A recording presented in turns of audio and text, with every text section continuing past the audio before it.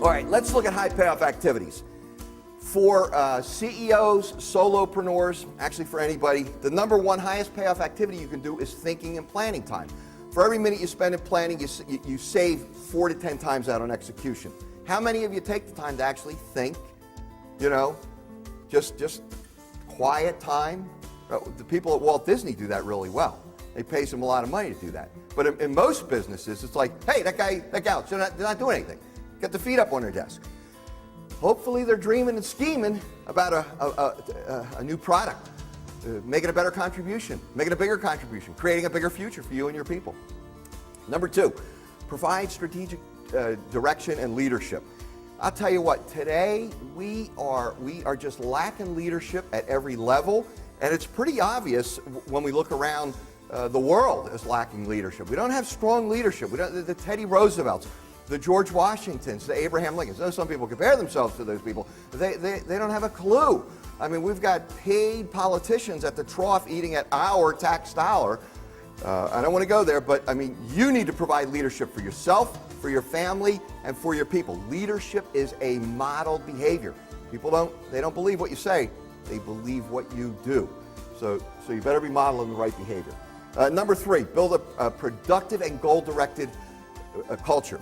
If all of your people don't have their goals right in front of them every day, if you can't go up to every one of your people and say, hey, show me your this year's goals, what are you doing in the next 30, 60, 90 days to get to those goals? What are your high payoff activities? If you can't identify all those, you better have a chat with those folks. And it could be your leadership is the reason why. Every single person needs to have written goals, know where they're going. And when they do that, they're going to be happier.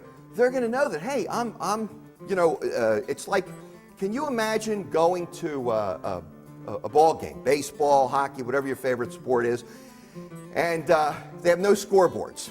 They play until all the players get tired and then they walk off the field. How many of you would continue to buy tickets for those games?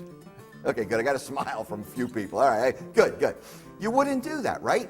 You also wouldn't go to the game if the only way you could get the score was on your Crackberry or your Palm Pilot, right? You'd be like, what's going on? I got to look at, right?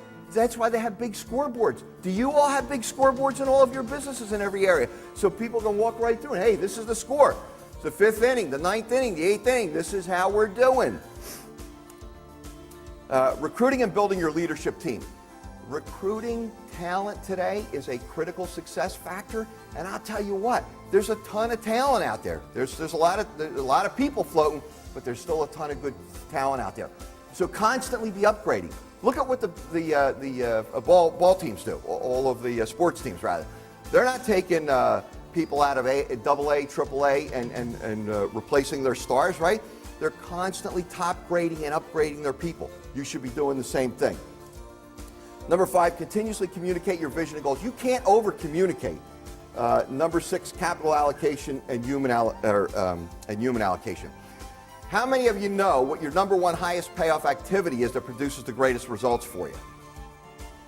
Show of hands. Okay, got a few. All right, good. Write that down. If you don't, get together with your boss, with your coach, with a trusted advisor, a business advisor.